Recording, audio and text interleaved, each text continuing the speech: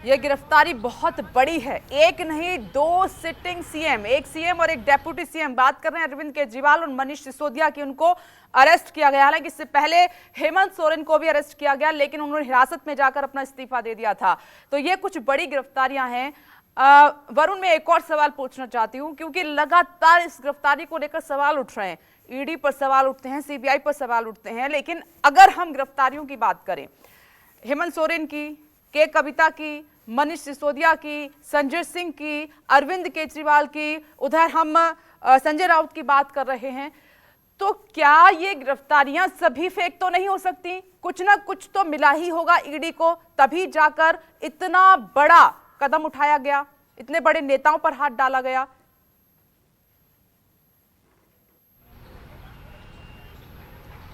देखिए, शराब नीति घोटाले में मैं जहां तक समझ पाया इन चीज़ों को, और जितना ईडी ने इन बातों को कोर्ट में रखा, बहुत स्पष्ट बात समझिए। गिरफ्तारी के बाद आपको कोर्ट में जाना है, कोर्ट में तथ्यों को रखना है, कोर्ट ही फैसला करेगी कि आपको जमानत देनी है या फिर नहीं देनी है।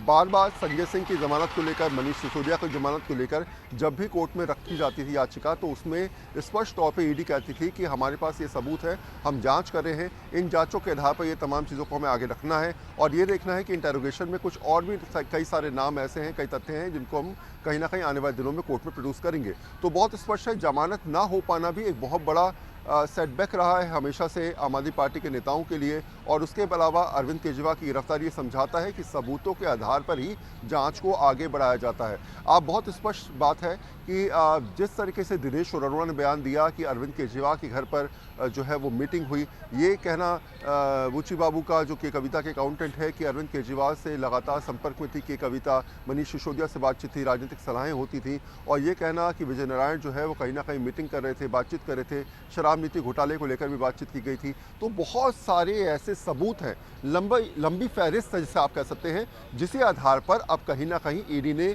एक पूरे घेराबंदी करी और इसी घेराबंदी के अंदर पहले उन नेताओं को टारगेट किया जो सीधे तौर पर कहीं ना कहीं जिनका नाम आया, और उसके बाद उन नेताओं को टारगेट किया जो अब इन्वॉल्वमेंट की बात जिनकी निकल के आ सकती है या फिर आएगी या फिर जिनका नाम आया है। तो चार्जशीट के आधार पर ही गिरफ्तारियां हैं, चार्जशीट के आधार पर ही चीज़ों को आगे बढ़ाया जा रहा है। इसलिए कोर्ट में अपने प्रोसेस में या प्रोसीजर में रखने की कोशिश ईडी जब करेगी तो बहुत स्पष्ट तरीके से कोर्ट के सामने रखेगी कि हमारे पास अब तक ये एविडेंस है, हमने इन लोगों को अब तक गिरफ्तार किया है। ये अब जो गिरफ्तारी हुई है अरविंद केजरीवाल की, इस आधार पर हम इस केस को यहाँ तक ले जाएंगे। हमें ये समझना होगा कि क्या वाकई गोवा चुनाव के लिए कुछ पैसे दिए गए थे, जिन 18 करोड़ की बात की जा रही है, उन 18 करोड़ का लेन देन कहाँ हुआ था? क्या वाकई पार्टी फंड के लिए एक मीटिंग ऑर्गेनाइज की गई थी दिल्ली के अंदर, जिसमें कहा गया था कि उनमें तमाम व्यापारी मौजूद थे, जिसमें दिनेश अरोड़ा भी आए थे? तो ऐसी बहुत सारी बातें हैं जिनका जिक्र अब किया जाएगा, जिनका जिक्र अब होगा। एक और बात भी समझिए, इसके अलावा शराब नीति घोटाले के अलावा दिल्ली जल बोर्ड